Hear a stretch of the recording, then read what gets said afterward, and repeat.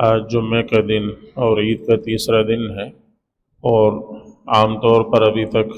ہمارے دوست احباب اپنی عید منانے میں مصروف ہیں، اس لیے زیادہ کوئی لمبی چوڑی نصیحت کی باتوں کی نہ ضرورت ہے اور نہ ارادہ ہے۔ بس ایک دو باتوں کی یاد دہانی ہے جو میرے خیال میں ذہن میں رہے، خاص طور پر ہمارے نوجوان ساتھیوں کے تو اچھا ہے۔ پہلی بات تو یہ ذہن میں رہے کہ رمضان المبارک گزر گیا۔ رمضان المبارک کے اندر روزے فرض تھے، رمضان کے بعد روزے فرض نہیں ہیں، لیکن نماز رمضان میں بھی فرض تھی اور رمضان کے بعد بھی فرض ہے۔ رمضان گزرنے سے روزوں کی فرضیت تو ختم ہو گئی، ابھی روزے فرض نہیں ہیں۔ کوئی نفل رکھے گا تو اس کے لیے اضافی اجر ہے، اس کے فائدے کی چیز ہے، لیکن اس کے ذمہ لازم اور فرض نہیں ہے۔ لیکن نماز جیسے رمضان میں فرض تھی ویسے ہی رمضان کے بعد فرض ہے۔ نماز روزانہ فرض ہے، نماز دن میں 5 مرتبہ فرض ہے، یہ بات بتانے کی ضرورت نہیں ہے، ہر آدمی جانتا ہے۔ بہت سارے ہمارے دوست احباب جب رمضان شروع ہوتا ہے تو ماشاءاللہ وہ رمضان کے اندر نماز کا اہتمام شروع کر دیتے ہیں۔ رمضان آتا ہے تو اپنے ساتھ ایک خاص نورانی کیفیات لے کر آتا ہے، اپنے ایک مخصوص ماحول لے کر آتا ہے۔ ہر شخص پر ایک کیفیت طاری ہوتی ہے، ہر شخص کا دل نیکی کی طرف مائل ہوتا ہے، خیر کی طرف مائل ہوتا ہے، وہ کچھ نہ کچھ نیکی کرنا چاہتا ہے۔ تو بہت سارے دوست احباب، بہت سے نوجوان ایسے ہوتے ہیں جو رمضان کے اندر وہ نماز کی پابندی شروع کر دیتے ہیں، اور بہت اچھی بات ہے۔ لیکن جب رمضان گزرتا ہے تو اس کا یہ مطلب نہیں ہے کہ رمضان گزر گیا اور آپ نے عید کے دن آخری دفعہ مسجد کو سلام کیا اور اس کے بعد پھر اگلے سال ملے، تو ایسا نہ ہو۔ تو نماز تو ظاہر ہے رمضان میں روزے فرض ہیں اور رمضان کے بعد نہیں ہے، لیکن نماز تو جیسے اس وقت فرض تھی وہ اب بھی فرض ہے۔ تو اس لیے ایسا نہ ہو، بلکہ رمضان کے اندر جو ایک عادت بن گئی ہے اور ایک عادت آپ نے بنا لی ہے تو اس کا فائدہ رمضان کے بعد اٹھانا چاہیے۔ بہت دنوں تک، کچھ دنوں تک کم از کم وہ عادت قائم رہتی ہے اور وہ ختم نہیں ہوتی، لیکن انسان جب اس کو بالکل بھلا دیتا ہے اور اپنے آپ سے اس کو اپنا ذہن بالکل دوسری طرف موڑ لیتا ہے اور اپنی پیٹھ مسجد کی طرف کر لیتا ہے تو آہستہ آہستہ وہ عادت ختم ہو جاتی ہے۔ تو ایک عادت جو آپ نے بنا لی ہے اچھائی کی اور نیکی کی، ایک عادت جو بن گئی ہے، ایک طبیعت جو اس پر مائل ہو گئی ہے، تو اس کا فائدہ اٹھانا چاہیے۔ رمضان گویا کہ وہ آپ کے لیے ایک طرح سے ایک تدریب، ایک پریکٹس کا موقع تھا کہ آپ نے اس میں اپنے نفس کو قابو کرنا سیکھا، آپ نے اس میں اپنے آپ کو نیکی کی طرف مائل کرنا سیکھا، آپ نے اس میں نیکی سے فائدہ اٹھانا سیکھا۔ تو رمضان کے بعد اس پریکٹس کا فائدہ اٹھا اور اس عادت کو ختم نہ ہونے میں،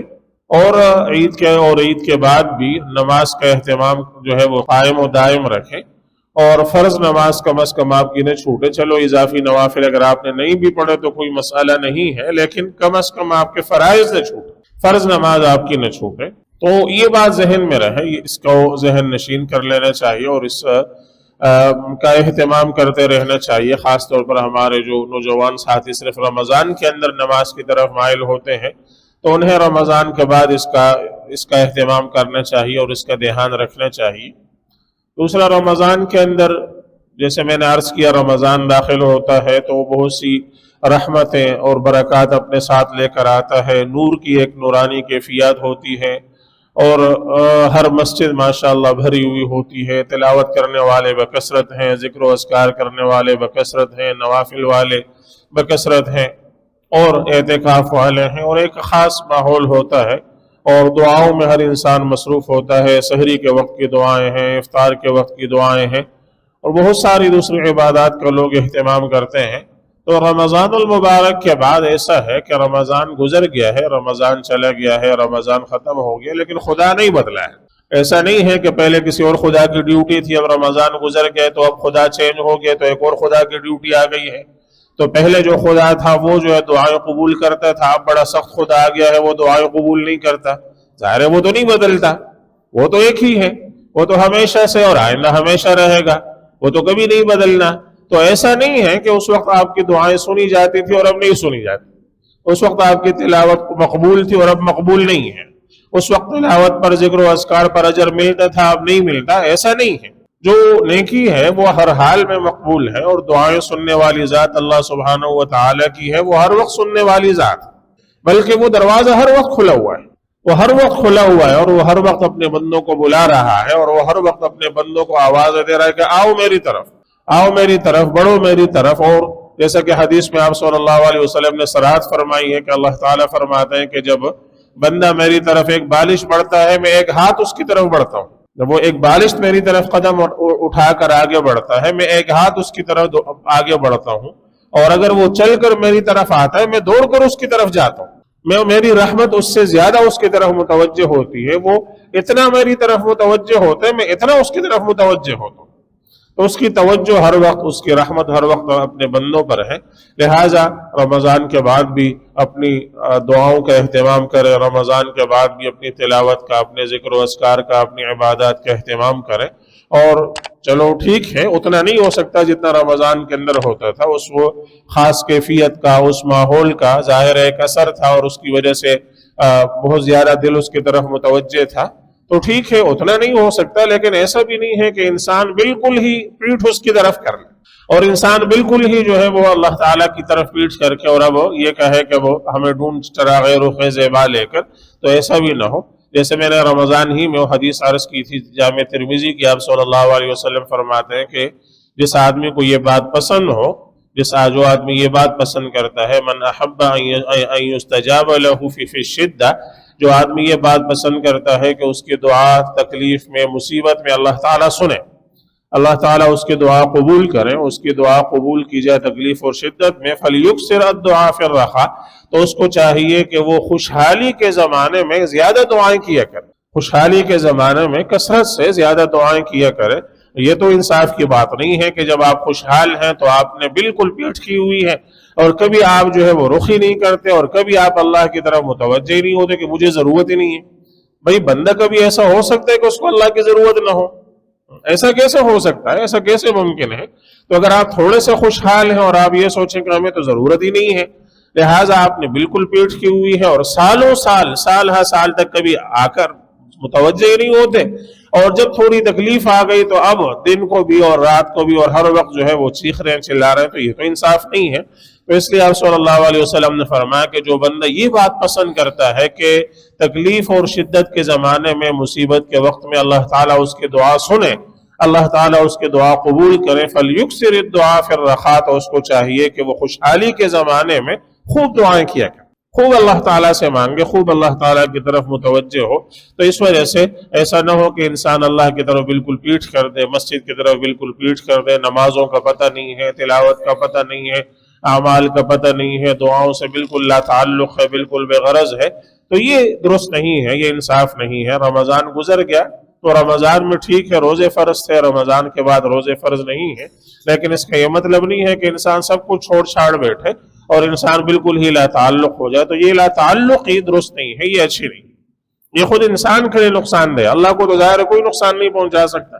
اللہ کو کوئی فائدہ بھی نہیں پہنچا سکتا، اللہ کو کوئی نقصان بھی نہیں پہنچا سکتا۔ ایک اور حدیث قدسی میں آپ صلی اللہ علیہ وسلم سے منقول ہے کہ اللہ تعالیٰ فرماتے ہیں کہ یا عبادی لو ان اولکم وآخرکم وانسکم وجنکم علی اتقى قلب رجل، اے میرے بندو اگر تمہارے سب سے پہلے والے انسان سے لے کر سب سے آخری انسان تک، یہ سب کے سب، اور پھر صرف انسان نہیں، تم سب انسان اور تم صرف سب کے سب انسان اور سب کے سب جن مل کر تم سب کے سب ایسے ہو جاؤ علی اتقى قلب رجل، کہ تم میں سے جو سب سے زیادہ متقی آدمی ہے سب اس کی طرح ہو جاؤ، جو تم میں پوری انسانیت میں جو سب سے زیادہ نیک، سب سے زیادہ متقی آدمی ہے، وہ سب کے سب مل کر اس جیسے آدمی ہو جائے، تو یہ میری مملکت میں، میری ملکیت میں، میری ملک میں، میری بادشاہت میں اتنا ایک قطرے کا اضافہ نہیں کر سکتے۔ اور اگر لو ان اولکم وآخرکم وانسکم وجنکم علی افجر قلب رجل، اگر تمہارے اول و آخر سارے مل کر اور انسان اور جن سارے مل کر یہ سب سے زیادہ نافرمان، سب سے زیادہ بےہودہ اور سب سے زیادہ نافرمان آدمی کی طرح ہو جائے، تو یہ مجھے اتنا نقصان نہیں پہنچا سکتا۔ تو بندے ظاہر ہے نہ اللہ کو کوئی فائدہ پہنچا سکتے ہیں، نہ اللہ کو کوئی نقصان پہنچا سکتے ہیں، یہ نہ اس کی بادشاہت میں کوئی اضافہ کر سکتے ہیں، نہ اس کی بادشاہت میں کوئی کمی کر سکتے ہیں۔ تو یہ اگر کوئی نیکی کرتے ہیں تو اپنے فائدے کے لیے کرتے ہیں، کوئی نافرمانی کرتے ہیں تو اپنا نقصان کرتے ہیں۔ تو اس کا فائدہ بھی ان کو ہے، یہ دعائیں کرتے ہیں تو اپنا فائدہ کرتے ہیں، نہیں کرتے تو نقصان بھی اپنا کرتے ہیں۔ جو کچھ بندہ کرتا ہے فائدہ اس کا اسی کو ہے، نقصان بھی اس کا اسی کو ہے، تو بندہ اللہ تعالیٰ سے بالکل لا تعلق ہو کر نہ بیٹھ جائے، اور یہ نہ سوچے کہ جی اب رمضان گزر گیا ہے تو اب اس وجہ سے دعاؤں کا موسم بھی گزر گیا، اب تلاوت کا موسم گزر گیا، اب ذکر و اذکار کا موسم گزر گیا، اب نیکیوں کا موسم گزر گیا، تو ایسا نہیں ہے۔ اس کے بعد بھی ایام سارے اللہ کے ہیں، زمان سارے اللہ کے ہیں، مکان سارے اللہ کے ہیں، اور اللہ وہی ہے جو اس وقت تھا وہ اب بھی ہے،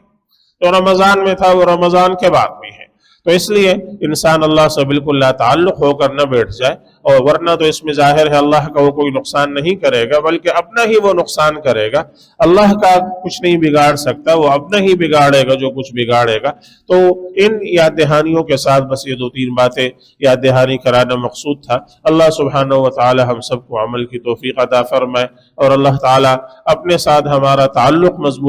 مضبوط کرے، اور اللہ تعالیٰ اپنی محبت ہم سب کے دلوں پر ڈال دے، ہم سب کے دلوں کے اندر اس کو رچا بسا دے۔ وآخر دعوانا الحمدللہ رب العالمین۔ اذان ہوگی، اس کے بعد سنت ادا۔